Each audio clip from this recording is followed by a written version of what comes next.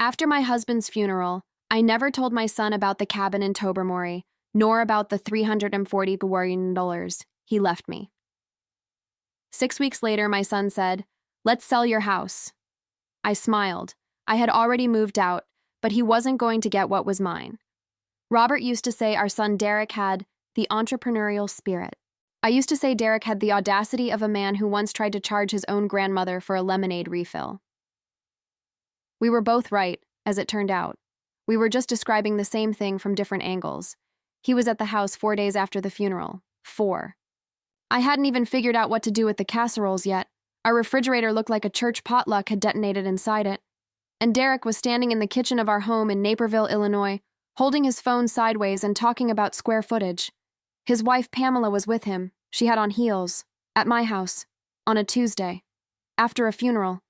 I noticed this because the heels made a very specific sound on the hardwood floors Robert and I had refinished ourselves 11 years ago. A deliberate click, click, click that I can only describe as the sound of someone mentally calculating the resale value of your floors while standing on them. The lot alone, Derek was saying to Pamela, is oversized for the neighborhood. If we list in spring... Derek. He looked up, not quite at me, at a point slightly above my left shoulder, which is a thing he'd been doing since he was 14, and got caught with a Ouija board at a sleepover, and has never fully recovered from. "Mom, we've been over," he started. "Your father died 11 days ago." "I know that. I'm just checking." Because the man currently being discussed as though he were a line item on a spreadsheet was, until very recently, alive and living in this house. Pamela made a sound, not a word.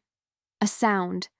The kind you make when you're trying to express sympathy but you've already got your notepad out, which she did. An actual notepad. I stared at the notepad. She had nice handwriting. I'll give her that. "Mom," Derek said in the voice he reserves for people he considers adorably confused, "this house has 4 bedrooms. You're one person." "I'm aware of the bedroom count, sweetheart. I selected them. It's a lot of upkeep. I have been maintaining this property for 27 years. You were maintaining it with Dad." He said it the way people say things they believe are devastating truths. The trouble was, he wasn't entirely wrong, which annoyed me considerably. Robert had been the one who fixed things. Plumbing, gutters, the back deck, the inexplicable annual war we waged against a raccoon family who had apparently decided our compost bin was a fine inheritance to pass to their children. Without Robert, I'd need to hire people. Derek had apparently decided this also meant I should stop existing in my own home. I didn't say any of that. I walked them to the door. I stood on the porch in the November cold, long after their car disappeared around the corner, watching the oak tree in the front yard, the one Robert and I had planted 25 years ago when it barely reached my hip. It was well past the roofline now. Robert had named it Gerald, which I told him was a ridiculous name for a tree. He said it had Gerald energy. I had stopped arguing about Gerald approximately 23 years ago. I went inside, washed the mugs, and went to bed. His name was Robert James Montero, and he was 69 years old, and he was the most quietly competent person I have ever known, which is saying something, because I spent 31 years teaching 4th grade, and I have known some extraordinarily competent 9-year-olds. We met in 1983 at a mutual friends party in Columbus, Ohio, where he was working as a project engineer, and I was finishing my education degree. He had dark eyes and a very serious expression he deployed constantly, which meant almost nothing, because underneath it, he was funnier than anyone I've ever known. He could make me laugh in the middle of an argument, which I found genuinely infuriating. I asked him once, early on, how he stayed so calm about everything. He said, "I build things for a living. If I panicked every time something looked unstable, I'd never finish anything." We built everything together. The house in Naperville, the savings, the life. Derek came in 1985. Robert's nephew, Felipe, his late brother Marco's boy, grew up in and out of our house after Marco passed in 1998. Felipe was 29 now, a paralegal in Cincinnati, steady and quiet in the way his father had been. Robert had adored him, so had I. Still do. When Robert got his diagnosis in 2021, Derek started calling more, which was nice.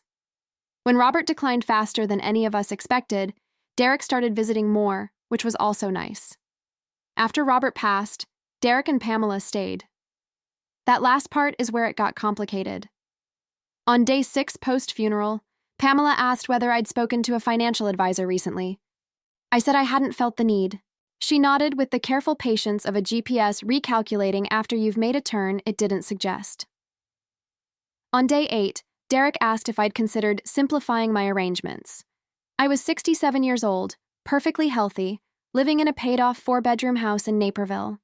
I had taught school for 31 years, still did the Wordle every morning, and won more often than not. I did not know what there was to simplify. I found out soon enough. Derek sat me down 12 days after Robert's funeral with charts on his phone. Actual charts. He had made charts. About my life, about my house, about my future. I sat across from him at my own kitchen table looking at a pie graph that appeared to represent my retirement savings, and I thought, somewhere in the universe, a man who spent 41 years building overpasses and highway interchanges is looking down at this and having feelings about it. The house represents an underperforming asset, Derek said. I blinked. The house is where I live. Right, but from a pure equity standpoint, Derek, I live here. He had the chart. He had clearly rehearsed the chart. He was going to discuss the chart. The chart indicated, as best I could follow, that I was a liability. Not in those words, in those words. Just arranged more diplomatically, in a font I believe was called Calibri, which felt appropriate. He talked about maintenance costs and property taxes and the particular burdens faced by single-occupancy homeowners of a certain age, which I gathered was a way of saying old women alone, without saying it out loud. Then he mentioned a place called Meadow Glen Pines. It has a pool, he said. I don't swim. There are activities. I have activities. Mom. He said it with a long exhale, the way you talk to someone who has just refused perfectly sensible directions and is now insisting on using a paper map. I just want what's best for you.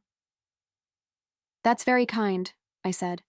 What's best for me is to continue living in my home. He let it go. For about a week, Pamela came by on a Thursday while Derek was at some kind of business thing in the city. She brought a casserole. Credit where it's due, it was a very good casserole. Some kind of chicken situation with a breadcrumb top. And then she asked if she could take a look at the upstairs bathroom because she'd noticed the grout looked like it might be going. I said, sure, go ahead. This was, I now understand, like handing someone your car keys and being surprised when they take the car. Felipe called me that evening. Felipe had a gift for being present without being noticed, a quality I suspect he developed in childhood as a survival mechanism, and which had since proven professionally useful.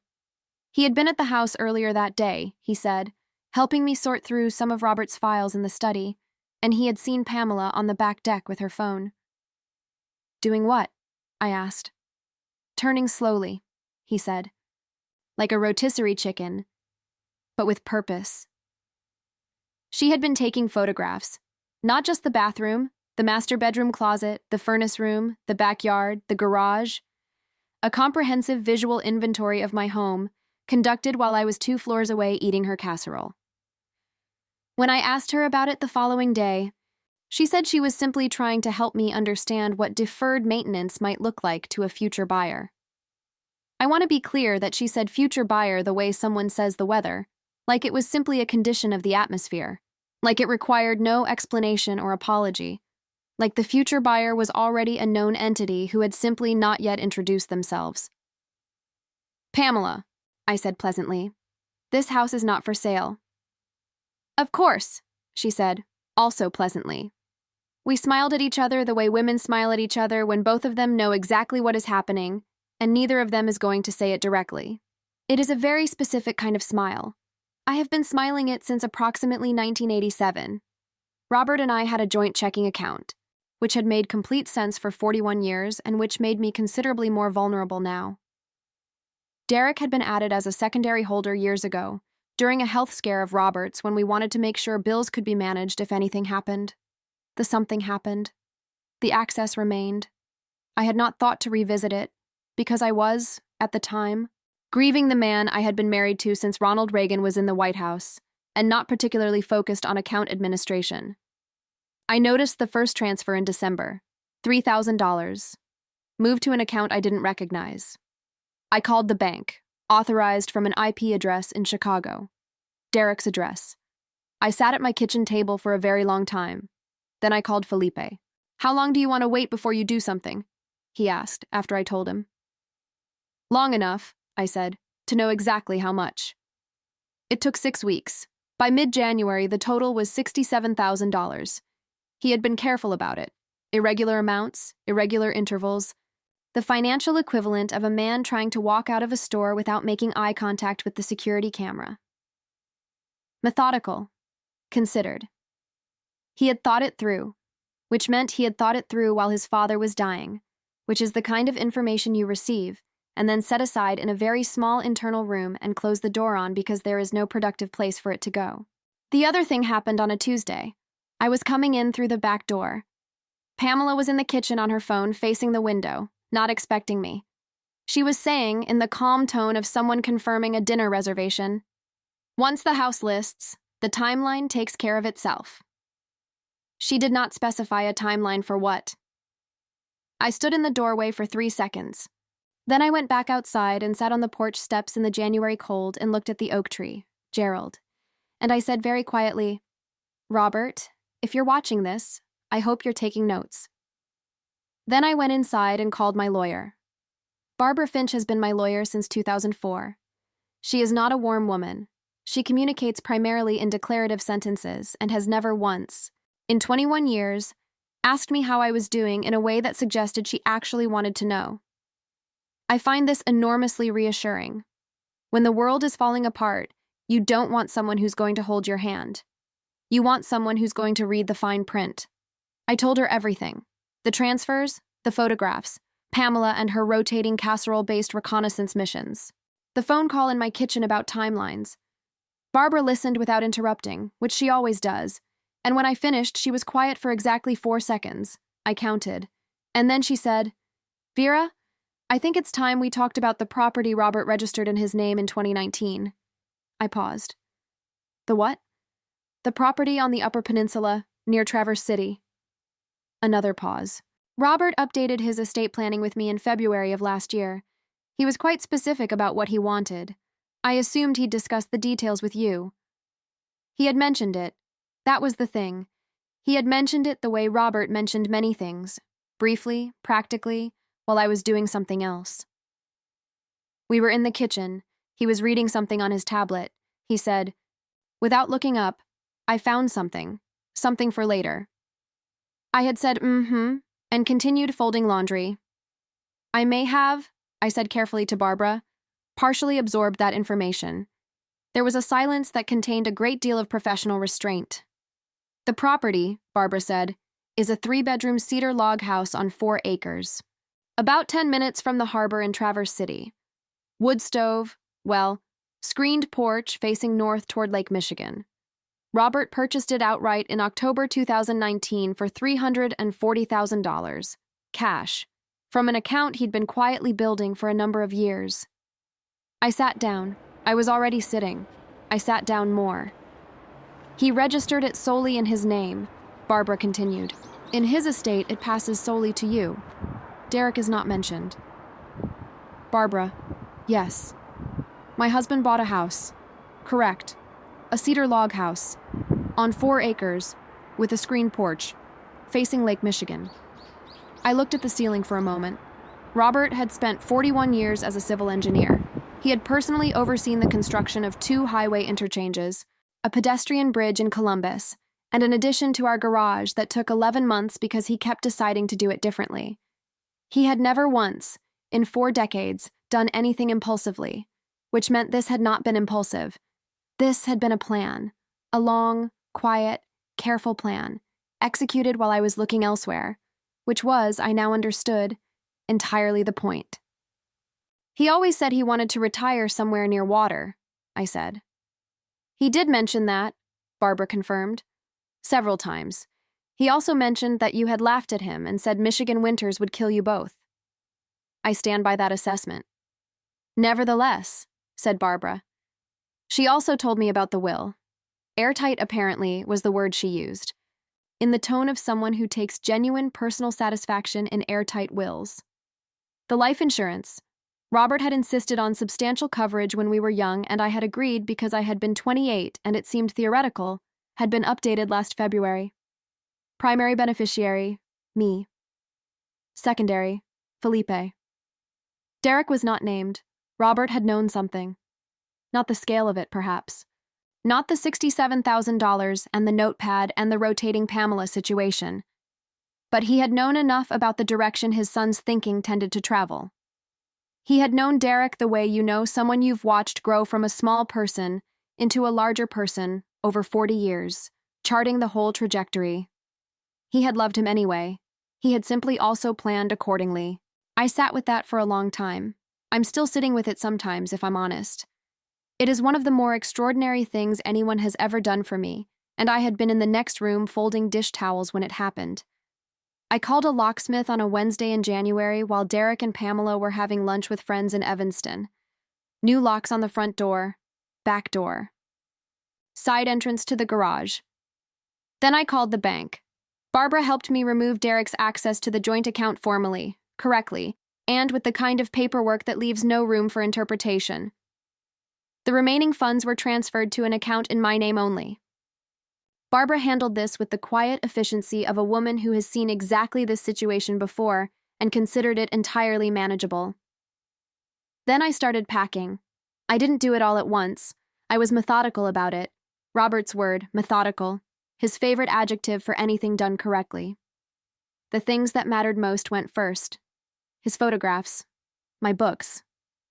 The wooden box he'd kept on his dresser since 1987 with ticket stubs and notes and a folded paper where he'd written down the date we met, the date Derek was born, the date Marco died, the things he needed to remember the location of, apparently.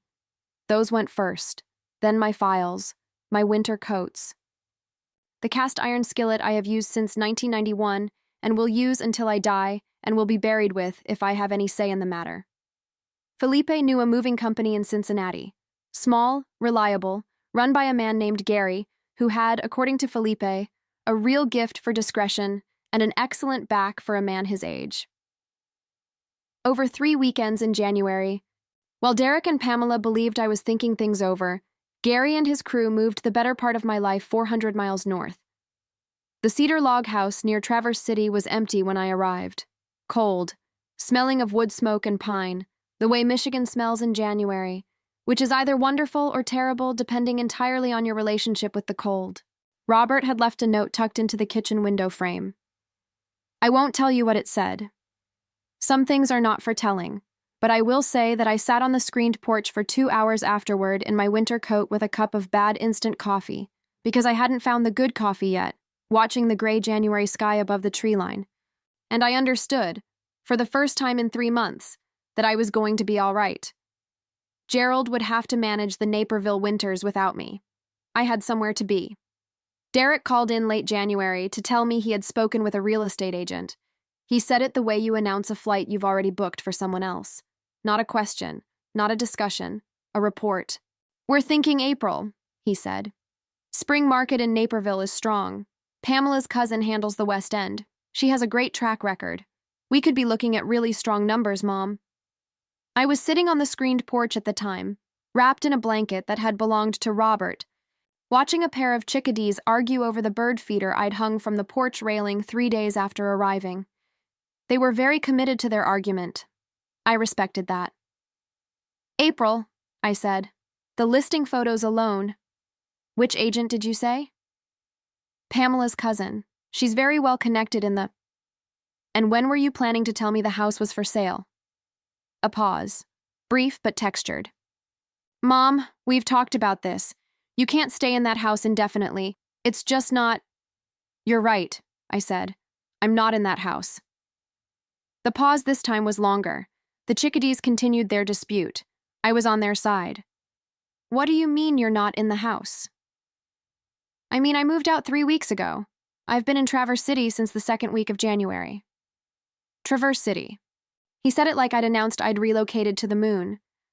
Why would you go to Traverse City? Where are you staying? My house, I said. Your father's house.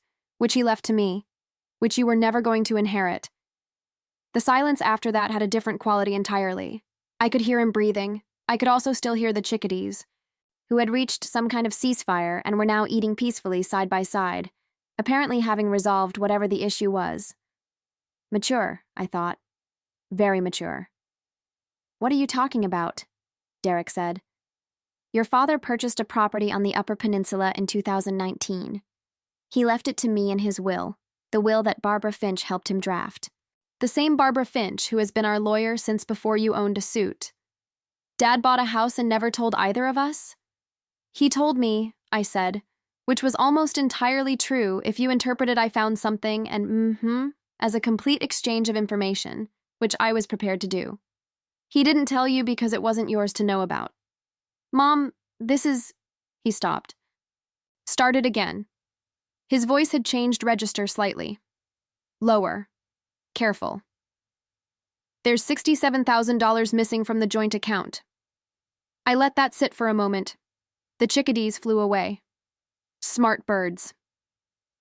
Is there, I said. Here is what I want to say about the next part of the conversation. I did not enjoy it. I want to be clear about that, because I think there is a version of this story where the person who has been wronged gets to feel triumphant and righteous and satisfied in the confrontation, and that was not my experience. Derek is my son. I sat in a hospital room for 11 days watching his father die. I have seen this person at every age he has ever been. I know what he looked like at 4 years old when he had a nightmare and came to find us in the dark. None of that goes away because he turned out to also be capable of this. But I had also been thinking about what I wanted to say for 6 weeks. Robert had been a man who planned things carefully, and I had been married to him long enough that some of it had rubbed off. Derek, I said. I have bank records, transaction logs, IP addresses from every transfer. I have Barbara, who has already drafted correspondence regarding unauthorized transfers from a joint account following the death of the primary account holder. I have a recording of Pamela on my own back porch discussing the timeline of a sale of a property she had no legal authority over. I had not actually planned to record Pamela. I had an app on my phone that I downloaded in 2022 to record my own grocery lists because I kept forgetting things, and it had been running in my coat pocket by pure accident.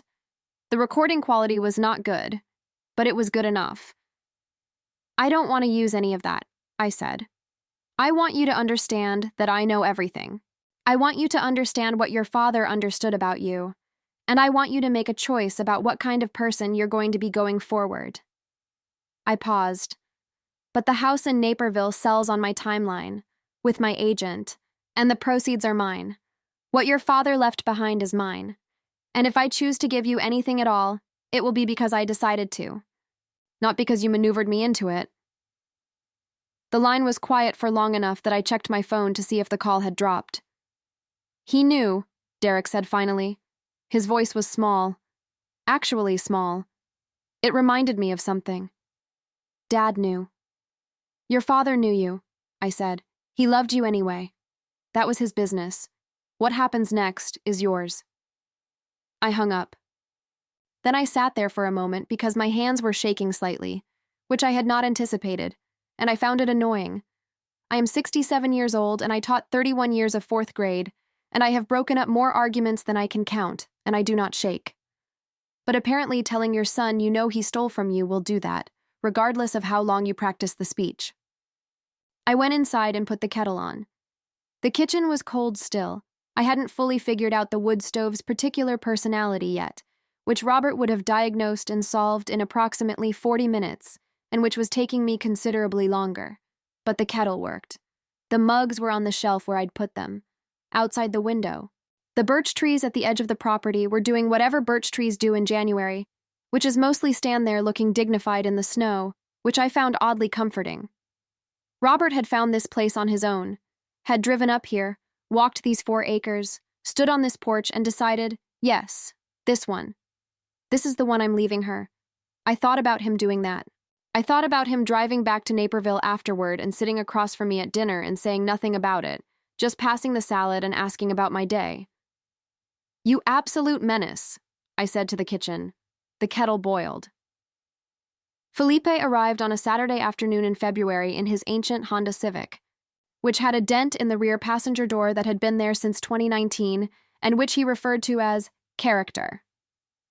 He brought groceries, no announcement, and the specific energy of a person who has decided to be useful and is not going to make a production of it. I heard the Civic before I saw it. It made a sound like a coffee grinder having an existential crisis. Robert had told him every Thanksgiving for 4 years to get a new car. Felipe had nodded seriously each time and continued driving the Civic. I found this enormously endearing. "You found it," I said from the porch. "GPS took me to a grain silo first," he said, getting out and looking around at the property. I considered staying there, very peaceful. He stood in the driveway for a moment, just looking. The birches, the tree line, the gray February sky pressing down on everything in that particular Michigan way that is either oppressive or beautiful, depending on your blood pressure medication. "Uncle Robert found this himself?" he said. "Apparently drove up here alone in the fall of 2019 and never mentioned it in any meaningful way." Felipe nodded slowly. "That is extremely him." We walked the property in the late afternoon, through the birches at the back of the lot, down toward the creek that ran along the eastern edge. The snow was thick and our boots punched through the crust with every step, in a way that was satisfying for approximately 4 minutes and then became a workout. Felipe was 29 and did not appear to notice. I was 67 and noticed considerably.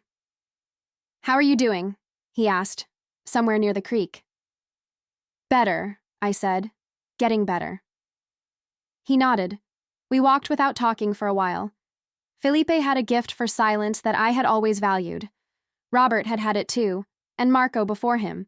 Some quality that ran in that family of being comfortable with quiet without making the quiet into something it wasn't.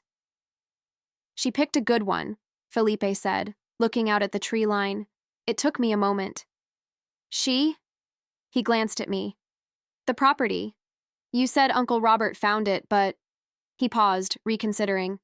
"Actually, no, I just meant the location. The property picked a good spot to be located in. That is not how property works. I'm just saying it has good judgment."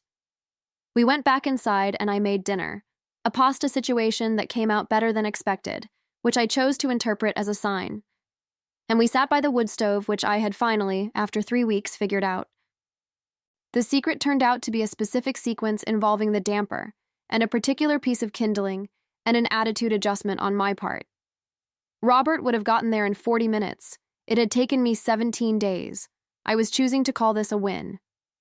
We talked about Robert, about Marco, about Thanksgivings at the house in Naperville, when the kitchen got too loud and Robert and Marco would disappear to the garage with 2 beers and emerge an hour later, having apparently resolved nothing specific but in considerably better moods.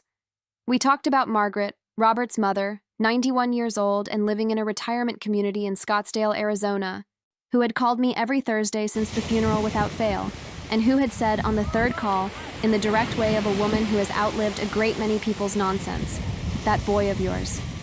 His father would be embarrassed." She meant Derek. She had also said, 2 calls later, "The nephew is a good one. Keep him close," as though I needed the advice. As though I hadn't already figured that out. "She knows about the transfers?" Felipe asked. "She knows enough. She's 91. She was doing Sudoku at a competitive level when I called. I didn't want to take up too much of her time." Felipe smiled at the wood stove. "What are you going to do with the place? Long term?" I told him about my neighbor, Carol Briggs, who ran a small outdoor outfitting company out of a converted barn about a 1/4 mile up the road, kayak rentals, guided hikes, snowshoe tours in winter, the kind of operation that runs on enthusiasm and extremely good weather instincts. She had come over with a bottle of wine 2 days after I arrived, introduced herself in the specific way of someone who has been watching a property sit empty for 4 years and is relieved to see signs of life, and mentioned that the extra acreage might be useful for staging equipment and running trails. We had since had 3 conversations about it, each one longer than the last and involving increasingly detailed maps. Carol had a whiteboard. I respected a woman with a whiteboard. She wants to expand the guided hike program, I told Felipe. Spring through fall. The creek back there has some kind of rare moss situation that apparently the nature crowd goes absolutely feral for. Rare moss. I am told it is very exciting moss. Felipe considered this. Uncle Robert would have loved that. Someone getting excited about moss on his property. He absolutely would have. He would have read 3 books about it and given Carol an unsolicited structural assessment of her barn. Felipe laughed. A real one. The kind that surprised him slightly, which was exactly how Robert laughed too. And for a moment the resemblance was so specific and so sudden that I had to look away at the fire for a second. The wood stove made a comfortable ticking sound. Snow had started outside, soft and indifferent, the way Michigan snow often is, as though it has places to be and is not particularly invested in your reaction to it. There was also a town hall meeting coming up in March. A developer out of Grand Rapids was proposing a resort complex about 6 miles up the peninsula, the kind of proposal that arrives in a very nice folder with very optimistic renderings and very few details about what happens to the watershed. Carol had asked if I wanted to come and speak. I had spent 31 years managing 23 9-year-olds at a time. I was not frightened of a town hall meeting. "Are you going to go?" Felipe asked. "I spent my career teaching children to raise their hands and use their words," I said. "It would be hypocritical not to." He raised his coffee mug. "Uncle Robert would have come with you. He would have prepared a 17-slide presentation," I said, "and insisted on a Q&A. Would you have let him?" I thought about it. Probably not. He always ran long. We sat with that for a moment. The fire, the snow, the comfortable sound of the house settling around us, 4 acres of Michigan winter pressing quietly at the windows. "He did good," Felipe said finally. Not to me exactly, just to the room. I looked at the ceiling, a habit I seemed to have developed, talking to ceilings since January, which I suspected Robert would find both touching and slightly ridiculous. "Yes," I said. "He really did." Barbara handled the Naperville house sale that spring. It sold in April, as Derek had predicted, though not with Pamela's cousin. Barbara had a firm opinion about Pamela's cousin, which she expressed in one sentence and did not repeat because she considered repetition inefficient. The agent she recommended was a woman named Sandra who wore sensible shoes, answered emails within 4 minutes at any hour of the day, and referred to the property as a lovely family home with excellent bones, which I appreciated because that was exactly what it was. The numbers were what they were after 41 years. A paid-off 4-bedroom house in Naperville is worth something substantial. Robert and I had bought it for a price that now seemed like a historical artifact, something you'd find in a textbook between the invention of the fax machine and the fall of the Berlin Wall. I transferred $50,000 each to Derek and to Felipe from the proceeds. Felipe called me 20 minutes after the transfer landed. He was quiet for a moment in the way he gets when something has genuinely surprised him, which is not often. "You didn't have to do this," he said. "I know that. Vera." "It's what Robert would have wanted," I said. "And it's what I want. Those 2 things have always pointed in the same direction, which is one of the reasons I married him." There was a pause, and then Felipe said, "Thank you," in a voice that suggested he was not entirely composed, which is exactly the kind of thing Marco would have done too. And I told him he was very welcome and that I expected him back in Traverse City in July because Carol needed someone to help test the new kayak route and I was not getting in a kayak. "You could get in a kayak," he said, recovering slightly. "I could also juggle. Doesn't mean I should." Derek called 3 days after the transfer. I want to be accurate about this. He did not call to thank me in any way that suggested he thought he deserved it. He did not try to reframe events or renegotiate the narrative. He said he was sorry. He said it plainly, in the voice of someone who has spent some time sitting with a thing and arrived somewhere uncomfortable and true. I believed him. I also believed that grief and guilt look nearly identical in the short term, and that what they become over time depends entirely on the person doing the becoming. I was not prepared to make predictions. I had taught 4th grade for 31 years, and I had learned that you cannot do the work for someone else. You can only observe their effort and grade accordingly. "Traverse City is beautiful in the summer," I told him. "Your father would have liked showing it to you." A pause. "Maybe sometime," he said. "The offer stands," I said. "So does the condition." "What condition?" Leave Pamela's notepad at home. He made a sound that was almost a laugh, not quite, but in the vicinity. I left the rest unsaid. Some things a person has to arrive at on their own schedule, and there are limits to what a mother can do. I had spent 31 years watching children figure out things I could not figure out for them, the skill transfers. Pamela I did not call. I had nothing to say to Pamela. This was not anger exactly. It was more like the feeling you have when a raccoon gets into your compost bin. You deal with it, you secure the lid, and you do not subsequently attempt a relationship with the raccoon. I am writing this on the screened porch in the middle of August with a coffee that is actually hot, which represents genuine personal growth. I have learned that I must sit down before I pour the coffee and not after, a lesson that took 3 months and several lukewarm mornings to fully absorb. The light on Lake Michigan in the morning has a quality I have not found anywhere else. Something about the angle and the water and the birch trees at the edge of the property catching it sideways. Robert would have understood the engineering of it, the refraction, the geometry.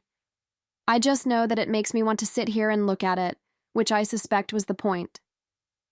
Carol's guided hike program launched in June. The rare moss, I can confirm, is genuinely impressive once someone explains why. We had 14 people on the first creek tour, including a retired botanist from Ann Arbor named Gerald. I did not tell him about the oak tree, it felt like too much, who delivered a spontaneous 15-minute lecture on riparian ecosystems that no one had requested and everyone thoroughly enjoyed. Carol filmed it for her website. Gerald has since been invited back. The town hall meeting in March went well.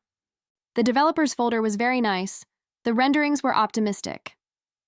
I stood up and asked 6 questions in the measured tone I use when a student has done something creative with the truth, and by the 4th question, the developer's representative had stopped making eye contact with the room. The proposal was tabled pending environmental review, which Carol described as a victory, and I described as a reasonable outcome, and which amounted to the same thing. Felipe came up in July with his friend from Cincinnati, a young woman named Allison who works in environmental assessment, and who spent 3 hours at the creek taking notes with a seriousness that reminded me of Robert at his best. She has since sent me a 12-page preliminary report on the creek ecosystem that I have read twice and intend to bring to the next town hall.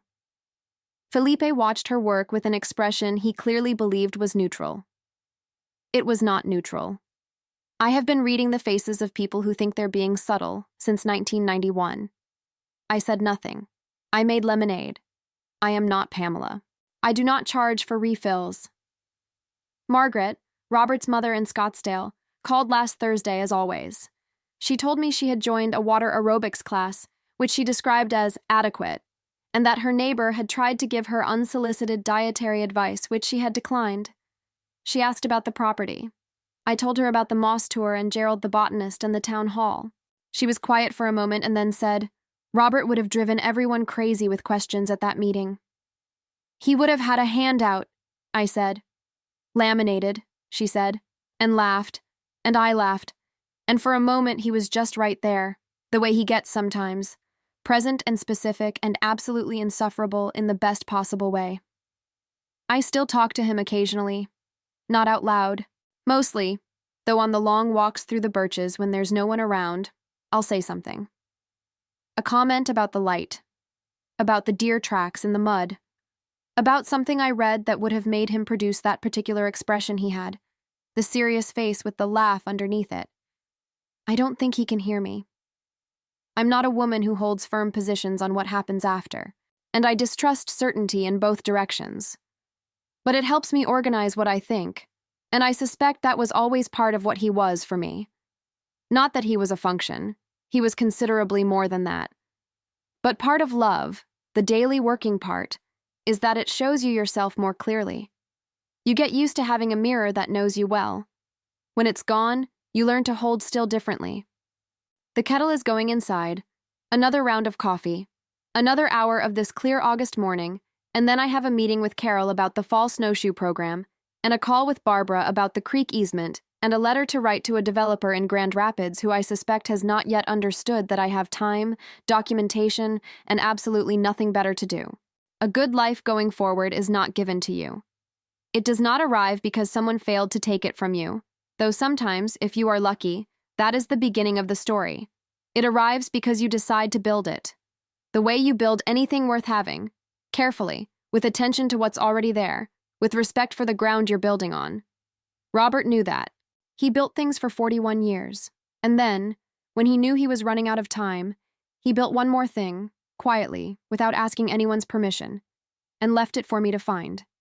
I found it. I'm grateful every single day that I did. Grateful that he trusted me to be the kind of person who would show up, make the coffee hot, figure out the wood stove eventually, and do something useful with what he left behind.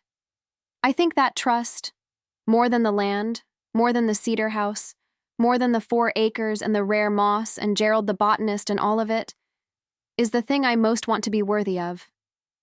The coffee is ready. The birches are doing their thing in the morning light. It's a good day to build something.